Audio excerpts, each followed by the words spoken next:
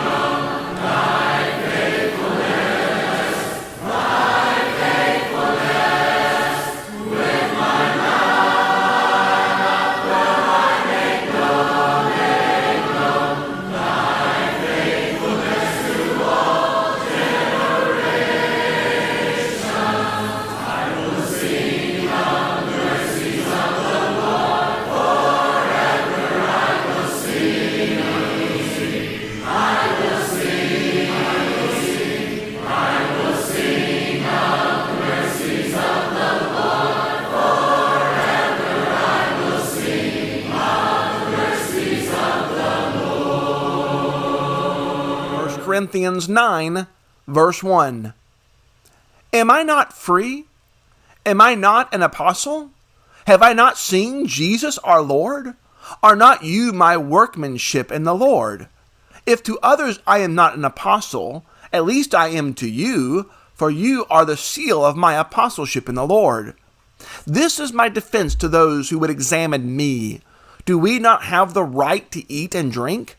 Do we not have the right to take along a believing wife, as do the other apostles and the brothers of the Lord and Cephas?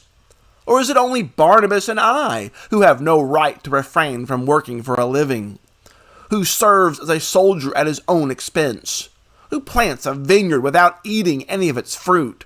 Or who tends a flock without getting some of the milk? Do I say these things on human authority? Does not the law say the same? For it is written in the law of Moses, you should not muzzle an ox when it treads out the grain. Is it for oxen that God is concerned? Does he not certainly speak for our sake? It was written, for our sake, because the plowman should plow in hope, and the thresher thresh in hope of sharing in the crop. If we have sown spiritual things among you, is it too much if we reap material things from you? If others share this rightful claim on you, do not we even more? Nevertheless, we have not made use of this right, but we endure anything rather than put an obstacle in the way of the gospel of Christ. Do you not know that those who are employed in the temple service get their food from the temple, and those who serve at the altar share in the sacrificial offerings? In the same way, the Lord commanded that those who proclaim the gospel should get their living by the gospel. But I have made no use of any of these rights, nor am I writing these things to secure any such provision. For I would rather die than have anyone deprive me of my ground for boasting. For if I preach the gospel, that gives me no ground for boasting, for necessity is laid upon me. Woe to me if I do not preach the gospel. For if I do this of my own will, I have a reward. But if not of my own will, I am still entrusted with a stewardship. What then is my reward? That in my preaching I may present the gospel free of charge, so as not to make full use of my right in the gospel. For though I am free from all, I have made myself a servant to all, that I might win more of them. To the Jews I became as a Jew, in order to win Jews.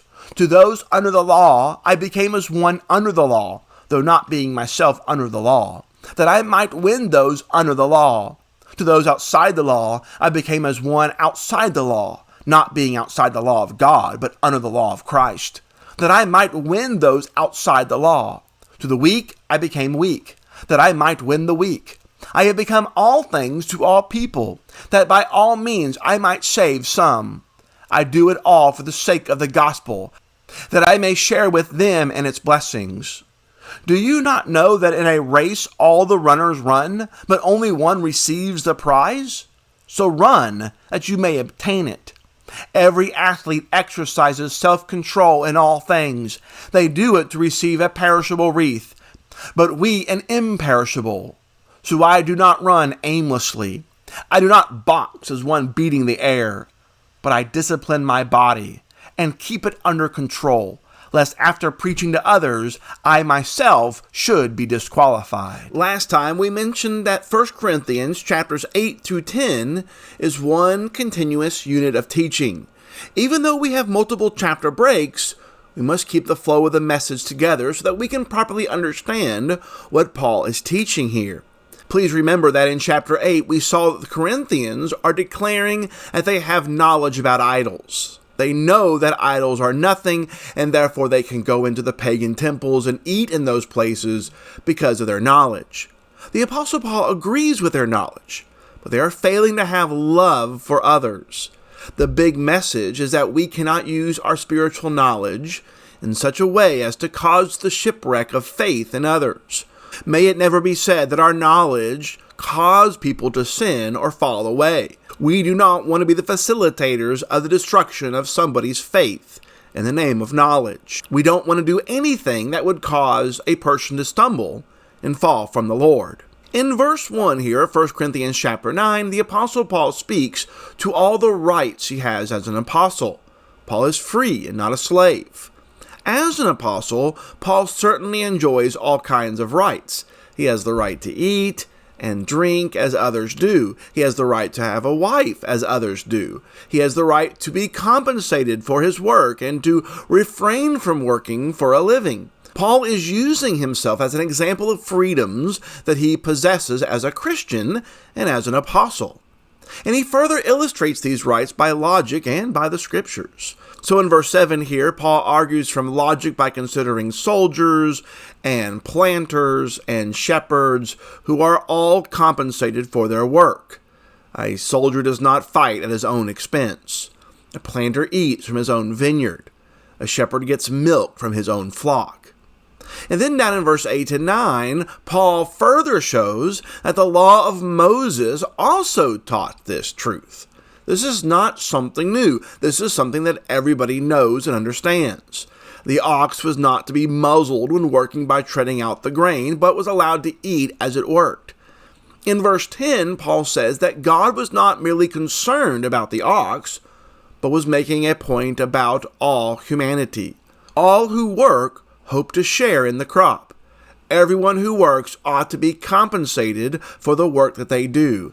It is their right by logic and by the scriptures. So in verses 11 and 12 here, the Apostle Paul says that he and his fellow workers have a right to reap material things from these Corinthians for the work that they were doing among them. But notice the paragraph break in verse 12 here.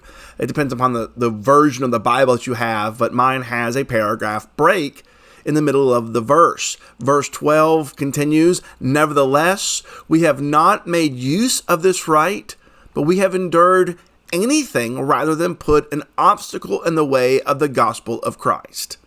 Paul tells the Corinthians that he had all kinds of rights and freedoms as an apostle, but he chose to do what was in their best interests of their faith rather than his own interests and desires. He was relinquishing his right to receive support at a great personal cost to himself, so as to avoid impeding others from coming to the faith.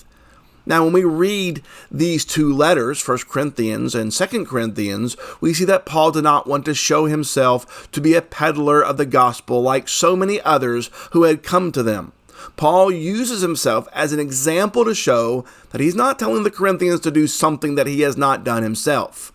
This is not a defense of his apostleship. No one is challenging his right to these things, as the text is sometimes read to mean. Paul could not ask the rhetorical question in verse 1, "Am I not an apostle?"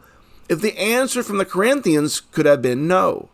Paul is not defending his actions, but illustrating how we do what is in the best interests of the faith of others. The problem today is that we want to claim that we have a right, but Paul teaches that we are able to and must subjugate our rights.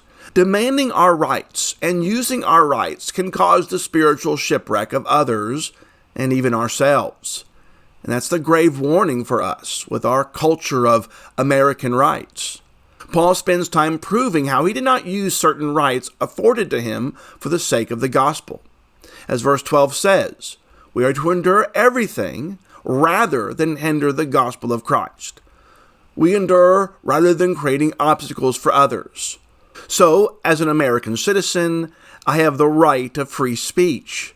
But that also means, though, as a New Testament Christian, that I need to be careful and watch what I say about people, values, culture, and political groups. We must be careful about how we handle each other because we are working to not hinder the gospel, even though we may have a right. The gospel is bigger than American politics.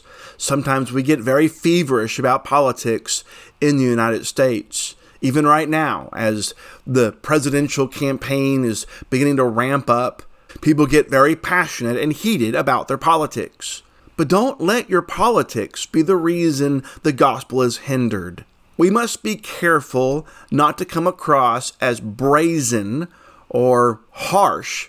Don't come across as someone who is unreasonable, unapproachable, or unable to sit down and have a conversation together. Remember, the gospel is more important than anything that happens here on this earth. The gospel is greater than politics. Remember, the spreading of the gospel is more important than your individual rights.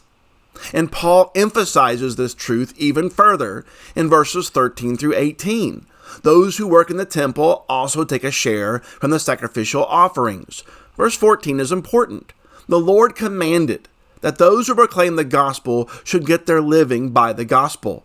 Paul says that the Lord commanded this right. But look at verse 15. But for the sake of the Corinthians, Paul is not making use of any of these rights. Listen again to Paul's heart in verses 16 and 17. For if I preach the gospel, that gives me no ground for boasting. For necessity is laid upon me. Woe to me if I do not preach the gospel. For if I do this of my own will, I have a reward. But if not of my own will, I am still entrusted with a stewardship. Paul says that a necessity is laid on him to preach the gospel. Paul often spoke about how the love of Christ compels him to preach the gospel message. He does this work from necessity. The work of preaching is not a job. Preaching is not something you do for the money, but out of a burning desire to reach people with the gospel. You don't want someone who thinks that being a preacher is an easy way to make a living. After all, preachers only work 2 days a week, right? Paul says, I'm not doing it for the money. Woe to me, though, if I don't preach the gospel. Too many don't have this heart for the gospel and for the work. They see preaching as sermon delivery or as something that can be done if all else fails. Hey, worst comes to worst, I can always preach. The goal is not about making money. The goal is to present the gospel to as many as possible. For Paul, money was clearly not a factor. Anyone who preaches for the money is wrong. Anyone who makes decisions about the preaching of the gospel based on their pay is wrong. Sadly, I've heard of preachers who have left congregations, and the reason why they left, the other congregation made them an offer they couldn't refuse.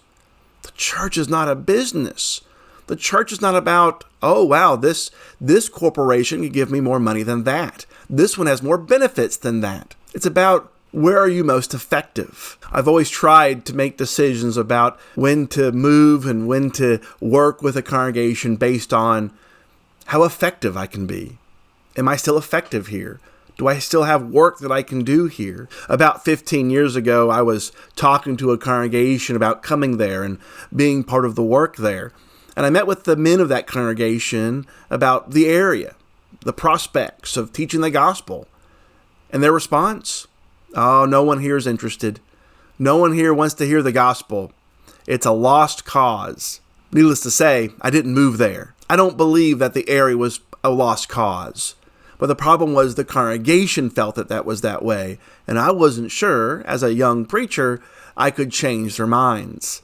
I wasn't sure I could be effective in helping to persuade them that the gospel is approachable to anyone. I wasn't sure I could effectively persuade them that the gospel message is enough, that our job is to plant and water and let God worry about the increase. I also know about preachers who their goal is to be with a congregation that can fully support them, that if they're fully supported, they'll go there. But if there's a congregation looking that they can't fully support, they'll have to make tents or find outside support, they won't go there. They won't do that because it's about the money. It's about, what I can get. It's sad to know that there are places where the harvest is ready, but there are not workers there to glean the harvest. I love the heart of Paul here as he reveals his burning desire for the gospel. So what is the principle? Well, verse 19, notice what Paul says. He says he is free. He is not a slave, and he has freedoms. He makes himself a slave, however, to everyone in order to win more people. I have freedoms, but I do not use them for the sake of the gospel, he says. To the Jews and to the Gentiles, I understand where they are coming from in order to win them. I become all things to all people so that by all means possible I might save some. That is the heart of the gospel. It's not about me. Everything is for the sake of the gospel, not me. Think about the gospel. When we talk to each other, think about what we are saying for the sake of the gospel. Are we trying to understand where a person is coming from and truly trying to help them see the glory of Jesus? Or are we just coming to people from our own knowledge and our superior position and going to tell them what they should think, say, and do? Consider their background and reach them with the gospel where they are. Don't be a stumbling block in their path to Jesus. We must think this way with unbelievers, with weak Christians, and even strong Christians. We make ourselves, verse 19, a servant of all. We are to give ourselves away to others. The goal is not ourselves and not our rights and freedoms. The goal is the gospel. And I love verse 23 here. This is really the key passage to all of this. In verse 23, Paul says, I do it all for the sake of the gospel, that I may share with them in its blessings. This leads to Paul's next thought in verse 24. We do not want to be disqualified. We want to share with others in the blessings of the gospel, not to be disqualified from those blessings. The last thing I want to do is disqualify myself by insisting on my own freedom. We run to receive the prize. We exercise self-control and discipline to ensure that we all receive the imperishable crown. We must live disciplined, controlled, directed, intentional, thoughtful, and watchful lives so that we are not disqualified. The reward is so great, but we must live with intentional care for the faith of other people. So, think about how you deal with people. Think about how you deal with your neighbors, your co-workers, strangers you come in contact with, visitors who come into our assembly, and even our own brethren. The gospel of Christ must take priority in the lives of all believers, especially in how we deal with others. Next time, 1 Corinthians chapter 10 and the conclusion of this section of the Apostle Paul's writings. Thanks so much. Have a great day.